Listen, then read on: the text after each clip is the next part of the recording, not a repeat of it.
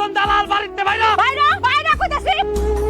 ইরে সরফুচ্চা, তুই সুজন সাহেবের বাড়িতে এসে তার টিনের চালে ঢিল মারো? ভদ্রলোকের মতো আজকের ভিতরে আমাদের টাকা দিয়ে দিবে। এই বেয়াদব মহিলা, মুখ সামলায় কথা কইলাম। তুমি বুঝতাছো তুমি কার সাথে কথা বলতাছো? কিসের টাকা? ভদ্রলোকের ঘুম ভাঙাও, আবার সিল্লে সিল্লে কথা কও। সরি বলে এখান থেকে বিদায় হও। আমার টাকা দিয়ে কইতাছি। কি রে, কোন টাকার কথা কইতাছো? আমার বাপের বাড়ি থেকে 30,000 টাকা এনে দিছে। এই টাকা নিয়ে তোর বাড়ি আমি যাব। বাসের সাইতে দেখি কোন সেই বড়, আমরাও দেখি কেন টাকাটা নিয়ে যা। টাকা কিলোনের পরে সব ভুলে গেছস না? আমার শ্বশুরের দেওয়ানের টাকা মঙ্গলে পাঠানোর লেগে অ্যাডভান্স 30,000 টাকা নিছস না তুই? এই টাকা দিবি। এই টাকা না দিলে আজকে তোর খবর আছে। সামান্য 30,000 টাকা লেগে আমার বউ 30,000 বার কোটা দেয়। এ বউ, এই ফকিনের ভূতে কয় কি?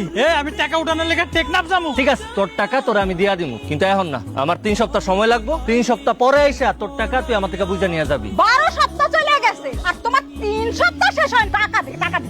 12 সপ্তাহ ওয়েট করতে পারছো আর 3 সপ্তাহ ওয়েট করতে পারবে না? 3 সপ্তাহ তো দূরের কথা, 3 মিনিট আর সময় দেবো না। এখন আমার টাকা দিবি। আচ্ছা, আপনার আমি কতবার কইছি ইউরোপের খুব ভালো একটা ভিসা আছে, টাকা পয়সা বেশি লাগবে না, মাত্র 8 লাখ টাকা, মাস শেষে 50,000 টাকা বেতন।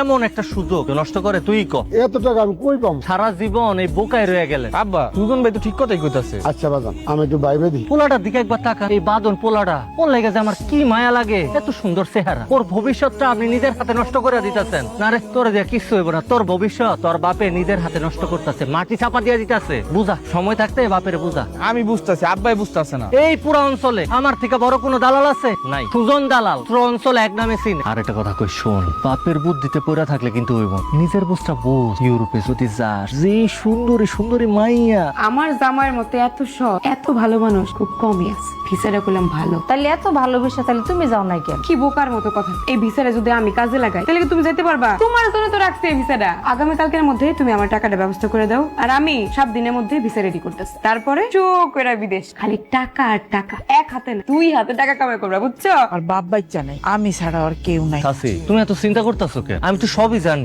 এতগুলান টাকা দিয়ে বিদেশে পাঠামো, ওখানে যদি কোনো কাজ কাম না পায় তখন? এটা একটা কথা কইলা চাচি তুমি। ওরে খালি ইউরোপের মাটিতে একবার পাড়া দিতে দাও। ইউরোপে কি কাজের অভাব নাকি? দিন রাত 24 ঘন্টা কাজ করতে পারবো যদি চায়। আম্মা, তুমি চিন্তা করো না, তুমি যেমনি করে হোক ইউরোপে যাম। চাচি, ও তো একা যাইতেছে না, ওর সাথে আরো 20 জন যাইব। আমার শেষ সম্বলটুক তোর হাতে তুইলা দিলাম। একটা হইলো আমার পোলা, একটা হইলো ওই বাড়ি বন্ধক দেওয়ার টাকা কয়টা। চাচি, তুমি 4 লাখ টাকার কথা কইতাছো, এটা একবার চিন্তা করে দেখছো 4 লাখ টাকা দিয়ে ইউরোপ যাওয়া যায় কিনা? ও আমার এলাকার ভাই মানুষ, তাই আমি চিন্তা করছি ওই ইউরোপে যাক, টাকা পয়সা কামাক, তারপর বাদ বাকি 4 লাখ টাকা শোধ করে দিব। আমি তো তোমাকে ভালোর কথাই চিন্তা করছি। তুমি একটু দেখো ওই যেন ভালো কাজ পায়। চাচি, আপনার তো আমাকে নিচে গুলো, আর আপনাগুলোকে কি আমরা 2 নম্বরই করব কোন? সেটা তো জানি, ওই আমার একটা মাত্র পোলা, ওরে রাইখা আমি কেমনে থাকবো?